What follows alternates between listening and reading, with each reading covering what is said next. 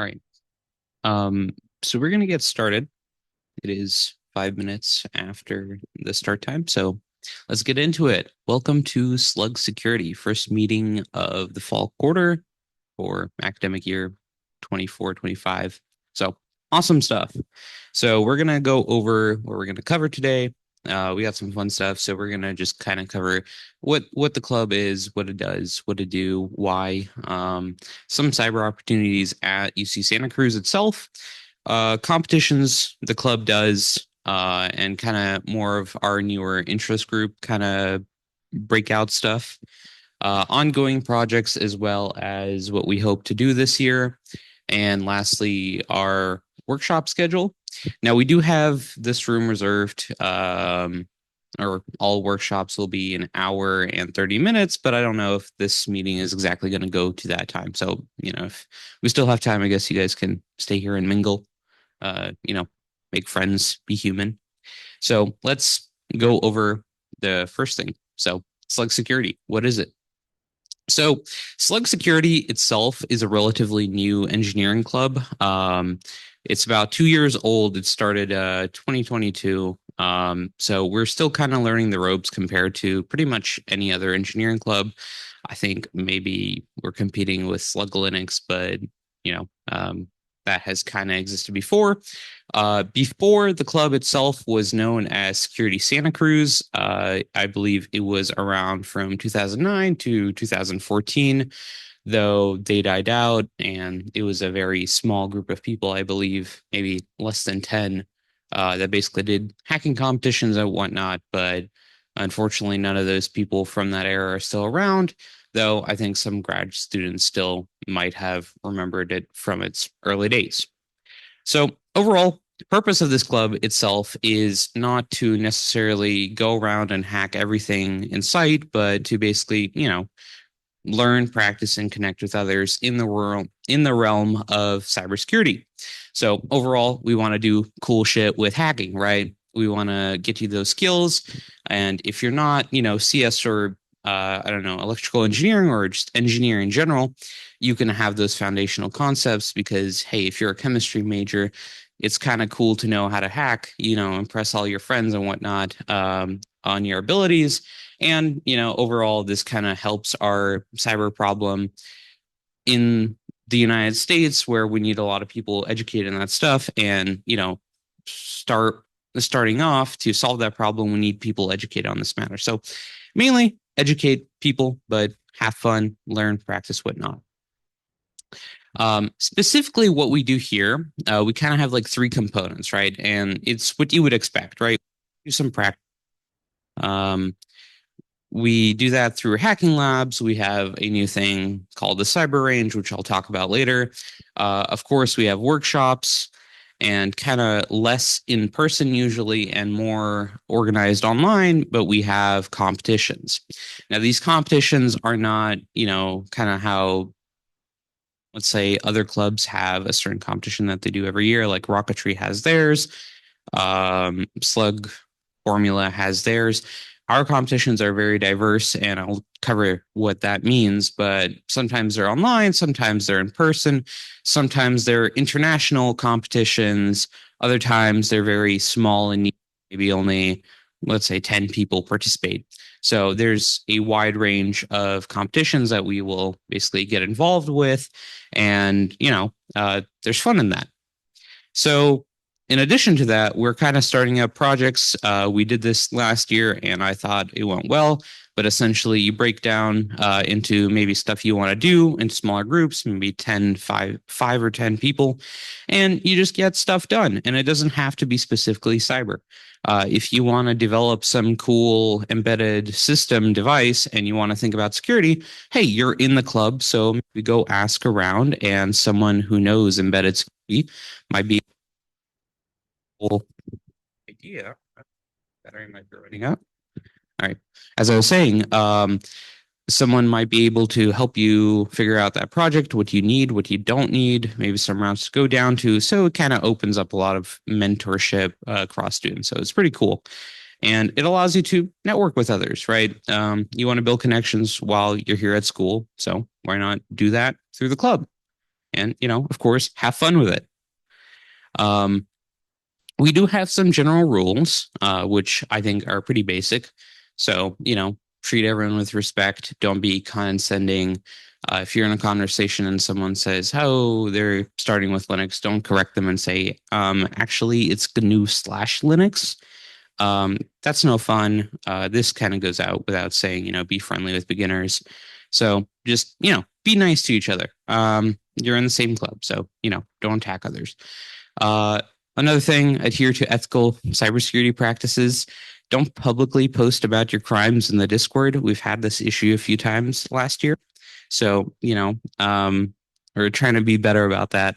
Not that we would get in trouble, but engineering doesn't like it when we foster that type of community, right? We say do cool stuff and hack shit, but if you hack something and you didn't have permission, don't tell us about it or don't tell the club because that puts us in a bad spotlight. And if you're confused if something is ethical, ask us. It's a very subjective matter. And us being in the industry, we would, I don't know, have some good thoughts on if it's allowed or not. Um, More into that, but a separate bracket. Don't be evil. There are legal consequences of hacking in the sense of federal and state laws. You have US Code 18, Section 1030, which is the Computer Fraud and Abuse Act. Don't violate it. You get like 20 years in prison. FBI has like a 99% conviction rate. So, you're not winning that case. Um, so, yeah, those are the basic rules. Other than that, I don't really care what people do in the club. Just be nice to each other. Don't break the law. Don't brag about hacking into systems if you do that. Some of us work for the federal government, so we had to report you. So, don't do that. Going over officers, the people who run all this stuff officially, technically, it's me, X. Jaden is our vice president and head of infrastructure. You may have seen him. His name is also Maxwell on Discord. We have Rudy. He's doing outreach. We have a graduate advisor, Nancy or Rose, and our faculty advisor, Professor Alvaro Cardenas. He also runs a cybersecurity lab here at UC Santa Cruz, and he teaches pretty much all the cybersecurity courses here. We also have two infrastructure officers, Dimitri and Peter. Awesome fellas. You should talk to them about some of the competitions we do. They have some cool thoughts. For outreach and finance, we have Ian, Julian, and Dominic. I believe they're all named this. Julian is fish in the Discord. Dominic is color in the Discord. So, if you see them around, say hi. We're not going to bite. So going into the cyber at UC Santa Cruz question. So everyone always asks us, is UC or UCSC in general a good place to go to school for cybersecurity?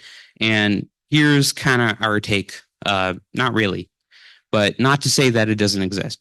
So within the UC system, there is pretty much no official majors or concentrations on cybersecurity, which sucks. There is graduate research, but most of the people here or in the club or in general at Santa Cruz are undergrads, and you can't really experience that unless you get into the lab. If you're interested in getting the lab for cyber or security, I would suggest talking to Professor Cardenas. You could find his contact info online if you just Google it. I'm sure you can find him. As for the classes, as I said, we're pretty minimal here. We have one upper division CSE course called CSE 132. That's computer security. That covers a bunch of basic things. Usually runs only in the fall, but I believe they're having one in the spring, but it's being taught by a different professor. You have the graduate class. Whoa. Might cut out again. You have the graduate version of that class, which is the advanced computer security class, CSE 233. And there's some cryptography classes, mainly in the applied mathematics area. But you also have a new class, I believe it was CSE 108, that recently came out with, some cool stuff. So going over this, there's a lot of gaps in the current thing. And a friend of mine Ian, another officer in the club, we made our own class through a special program within the CMPM department. You may have heard of it. It's called CMPM 17-1.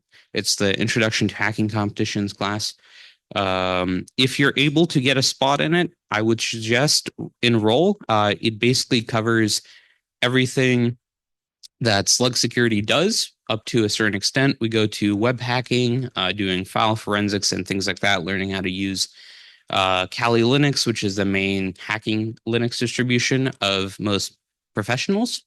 So if you're interested in that, it's currently being offered, though it is full. I believe the next time it will be offered will be in the spring, so keep an eye out for that. It does have low enrollment numbers, usually max cap of 20 due to the size and the structure of the class, but if you can get a spot, I would highly suggest it. But I am very biased since I teach the class. Now, going into the gaps, there's not a lot of things cybersecurity here, but yeah, this battery sucks. There is a lot of gaps in cybersecurity. Overall, right now, our nation has 400,000 unfilled positions. So if you're stressing about, CS opportunities kind of dwindling, hey, you got cybersecurity. There's plenty of positions open right now, though mainly federal. And, it's your take if you want to work in the federal government or not. But yeah, they exist. So there's a huge gap, not a lot of classes here. So this is why we also have Slug Security. We want to fill those gaps.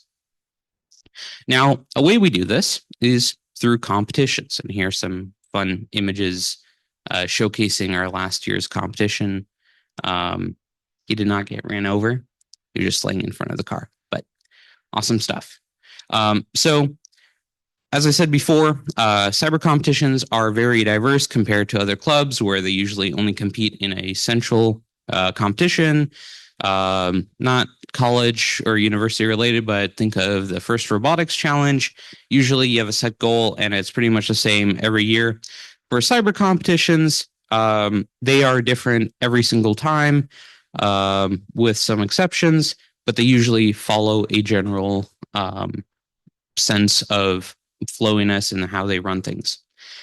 So some of them could be thousands of people. Some of them could be 5 people basically working independently on some kind of competition, maybe a graduate AI cyber operations competition, things like that.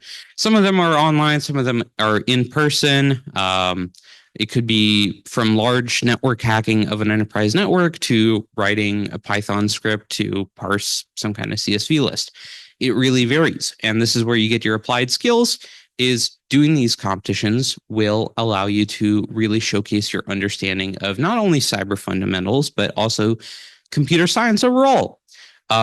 So as I said before, you don't necessarily need to go into cyber to benefit from this. If you're a CS major and you know how to write secure code, that's very valuable in the market today, especially with all these AI tools where you see something like 40% of code written by AI is like vulnerable or something like that.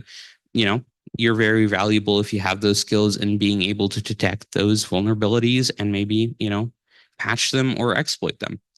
Goes without saying, you get cool benefits of participating in these competitions. Usually they offer, some kind of awards. They're sponsored by various companies. Could be swag, clout, money.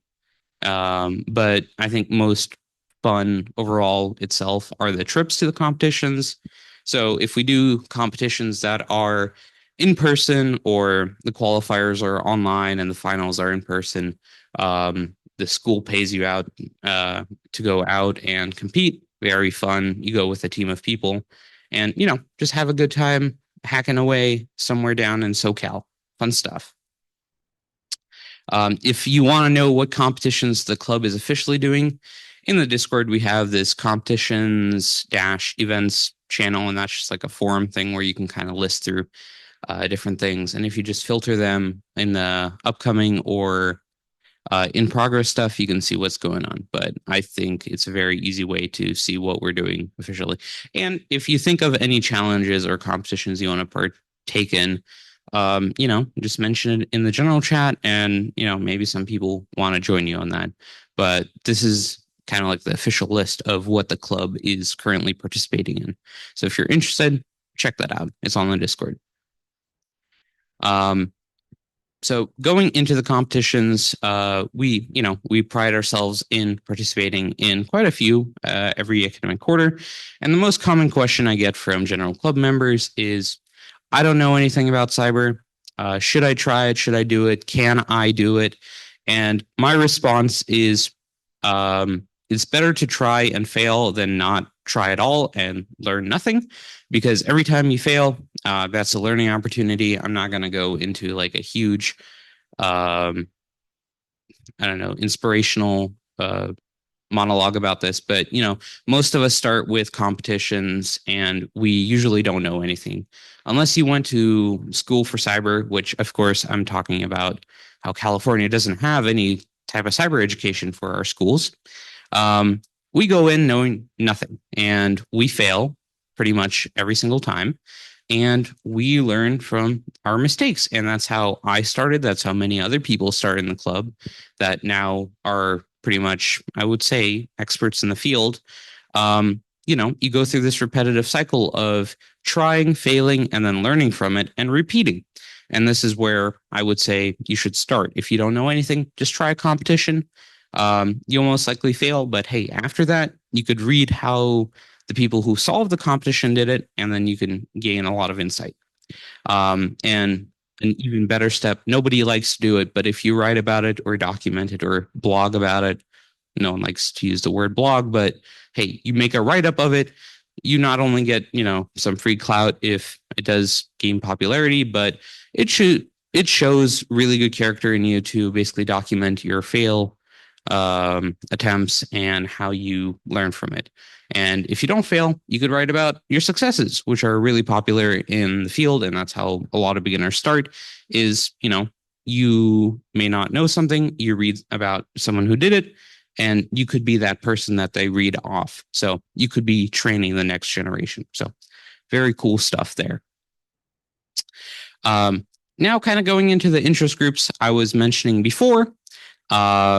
There's 3, but we're planning on 4. So the idea about interest groups within the club is that previously we had pretty much a single person run most workshops and events. And as you know, that's not very sustainable. There's a lot of, canceled meetings because someone gets burned out and they can't do stuff.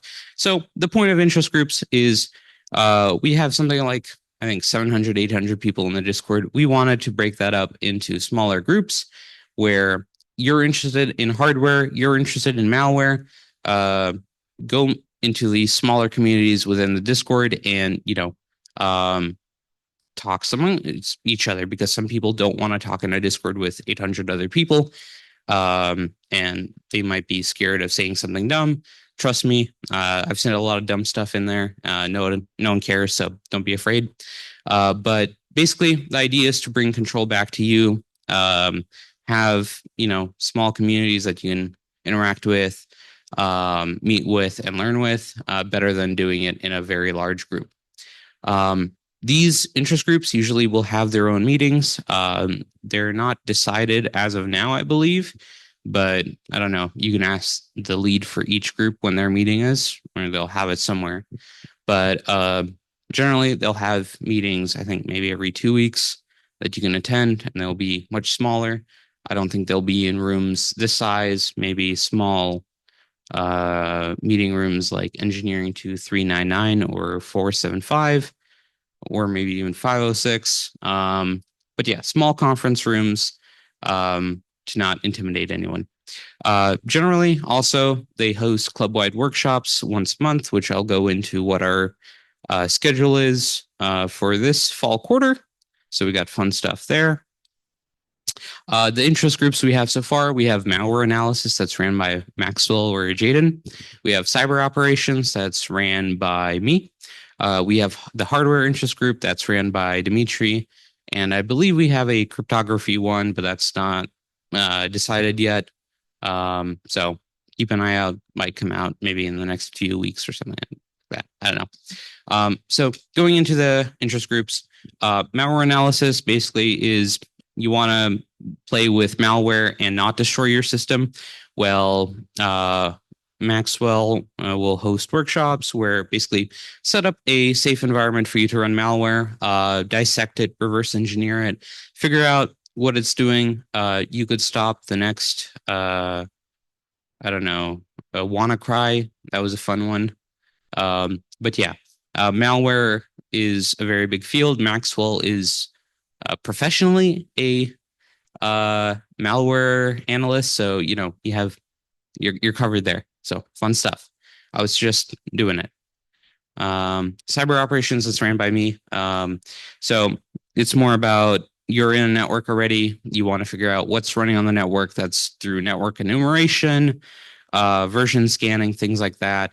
Once you identify what's on the network, you could then use public databases of exploits to figure out how you can gain more access. So basically applying um, cyber operations to various servers. And that would be like attacking Windows servers or Linux servers because they have a misconfigured web server or things like that. So there's a lot of fun in that. And then hardware interest group, basically more hands-on. I believe this is a much smaller group because itself is much more complex than general cyber, but essentially everything itself is a some kind of embedded system, and you can apply general cyber concepts to those systems and attack them. You could run your own code. You can port Doom to a microwave if you want. You can hack into an AirTag to, do some cool tracking or communication networks with it. Or you can attack a car key fob and, open up someone's car without ever seeing them or touching them or whatever. So there's a lot of fun stuff there. Cryptography group, still no idea what they're doing. We're still discussing what that's going to look like. So if you have any questions on that, maybe ask in the Discord. All right. If you want to join an interest group, it's as easy as going to the Discord, go to the channels and roles thing, and then it's kind of like the third option. So just select any one of them, and you should be added to the channels, and they'll be there. So should be pretty easy. So talking about ongoing projects, we've had some definitely fun ones. We've had hardware hacking, we've had infrastructure stuff, some random AI bot stuff that went wrong. Started pinging everyone in the Discord. That was my fault.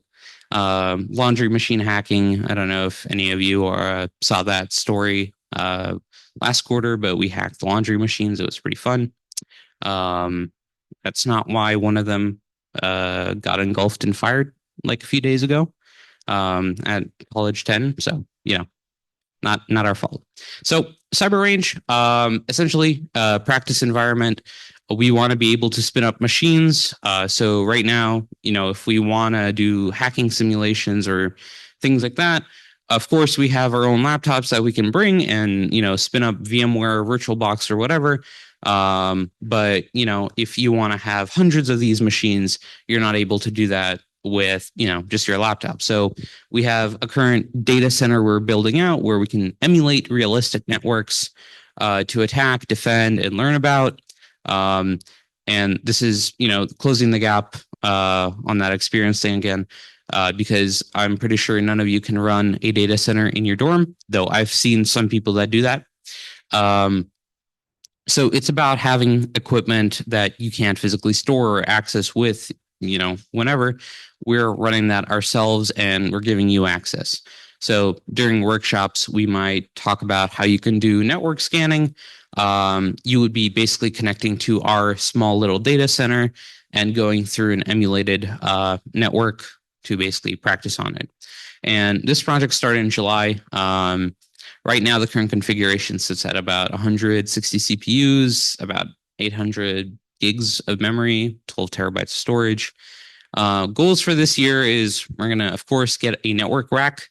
That desk is starting to sag from the sheer weight of the servers, so not good. We're planning to build out a 10 gig internal network so we could do file transfers throughout the network pretty fast. Get more networking gear, so Cisco and Palo Alto networks switches. So you can't afford a switch. Well, we have one. You can practice with it. You can practice doing networking stuff. I know there is a networking club on campus, and I think, if you want to do more networking, you can go there. More gear coming soon. TM, I don't know when. We're planning to get a lot more gear, but we're running into issues with ITS, which I can tell you about later. But they're not happy with us doing cyber stuff here. I'll tell you that. Um, Another project is just general bug bounty stuff. We've kind of somewhat partnered up with a company called Bug Crowd. They've been supporting the club for a while with some of the activities and workshops they help us host. So essentially, bug bounty is get paid to hack companies. They have things called vulnerability disclosure programs where you report bugs to companies or vulnerabilities that could be exploited, and you get money for that. There's usually no time limits, no stakes if you get stuff wrong. It could range from like $100 to very large rewards. 10,000, 80,000, things like that. Of course, depending on how critical the vulnerability is, but there's a lot of cool stuff. And hey, a lot of these companies are writing their code with AI, so more bugs means more money out there if you want to get into this stuff. Kind of more specific to Bug Crowd itself, I think after our workshops with them, they now have a thing that if you sign up to their platform with your UCSC email, you get automatically asked to do background verification, which they basically run a background check on you to make sure you're qualified for some of the programs for like Mercedes or whatever. I don't know. And that gives you access to more kind of secretive programs that companies don't want to give out access to everyone. So you have an advantage on that. So use it. It's a really wide range of things. For example, a website could ask you to hack its login page or something like that. And if you're able to do that, they might give you some money. It could be, I don't know, hacking a washing machine to get free laundry, fun stuff there. Or it could be literal car or phone hacking. If you can gain access, you can drive it around or something like that without authorization, then hey, you can report that, get rewards. And coolest thing is that usually you can work with others, so it's not kind of like a no notes test. You have the ability and flexibility to basically do anything you want with these programs. So going into that, anyone have questions about general club stuff? Because after this, we're going kind of quick. It's basically just general workshop schedule and then just mingling and Q&A if anyone has any questions. Not, let's get into our workshop. So workshops all in the public calendar. If you don't know where the public calendar is, I think if you're added to the distribution mailing list, you automatically get added to it. If not, you can scan this QR code or go to slugsec.ucsc.edu/events. It's all in there. All meetings are recorded. They're posted to, I think, YouTube after. I don't know, maybe. Slides in general are in the club drive. You have to be on the distribution mailing list for that, and I'll talk about how you can get on that later as well. Locations differ, so if before coming to a meeting, make sure you're going to the right place. All of them should be updated on the calendar, so whatever the calendar says is where it will be. Some rooms are smaller. This is pretty much the largest it gets. Other rooms we might use is Engineering 2 506, 399, 475, or 599. Those are all in this building. So generally, workshops are held in this building area. So they're not too far apart. And give us feedback. If something sucks, tell us on the Discord. I think later we'll have like a feedback form for anonymous stuff. But we want to make improvements to meetings. Tell us if it sucks. Was it a waste of your time? Whatever, things like that. It's kind of useful for us to know. So going into the meetings, so October 27th, ran by Maxwell, is going to be running malware for fun and profit. That basically covers how to run malware securely and kind of go into the introduction of reverse engineering and looking under the hood for malware. That is next week, October 27th. Of course, locations are on the calendar.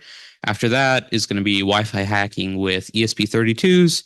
So essentially, figuring out how you can compile your own code on ESP32s and deauthenticate networks, do replay attacks, things like that. Really cool stuff. Wi-Fi hacking is pretty fun. If you've ever used something like a Flipper Zero, they have Wi-Fi modules. Very fun stuff. That's November 3rd, so in 2 weeks. After that is going to be Intro to Cyber Reconnaissance, ran by me November 10th. So basically looking at how to do that initial scan of a network when you get into it. Um, this I'll probably ask for more of a notice because I need to issue out VPN keys for people who want to connect to the cyber range, and that is a very tedious process. So I'll figure out stuff and I'll send out reminders earlier before the workshop on how you can do that if you're interested. So that's basically going through a network, scanning it, figuring out what's running on it, and then attacking that with pre-made exploits on a public database. Pretty cool stuff. And then static malware analysis with Ghidra, that's ran by Maxwell, November 17th. So I think that's in 4 weeks. Essentially going into the depths of reverse engineering, looking at assembly and turning that into actual readable code. As you know, if you've compiled a binary, that's usually a one-way function, but we're going to be looking at decompiling that. So basically recovering code from a compiled binary. Pretty fun stuff. And then there's another one, something about hacking Apple AirTags. I still don't have information on this, but essentially, Hardware Interest Group is running that. I don't know how many people they're going to do that because Apple AirTags are kind of expensive, but they're doing it in November 24th. So keep an eye out. And if you want to know more, ping Dimitri in the Discord. So, yeah. Any questions or comments? I wasn't lying when I said this meeting was going to go fast. Yeah.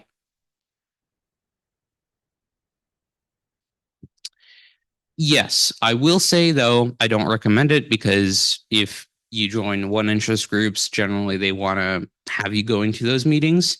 So if you're joining all three, there's some kind of attendance expectation there. So I would say it's kind of difficult to make all those meetings and time commitments. So I would suggest maybe start off with one or two, but I wouldn't suggest doing all three. Of course, you can, just get the role and just stay there and kind of lurk around, learn stuff, and occasionally go.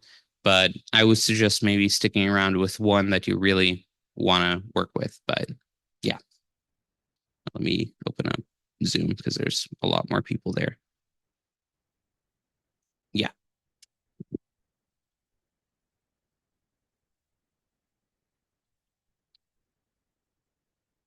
So with all workshops or meetings, I think we'll clarify what prerequisites are required for the meeting. And most of the time, I think we're expecting that people don't have that previous experience. All you need is essentially the software they want you to have downloaded. And the idea of workshops and meetings in general is that to kind of take you from the zero to hero of that experience. So I wouldn't say that they require any knowledge. Maybe the hardware stuff with some of the more complex things like clock glitching, that might require some electrical engineering knowledge. But other than that, I don't think there's any real requirements. Yeah, let me check.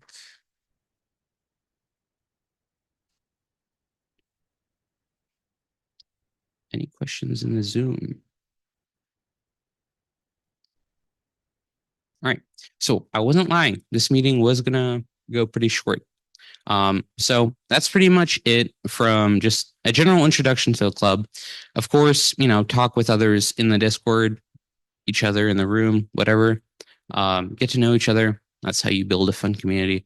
But join the Discord if you haven't. That's where most of the up-to-date communications are. But essentially, that's pretty much it. We'll post more updates on upcoming stuff. But yeah, that is pretty much it for me. Thank you for coming and hack the world. Yeah.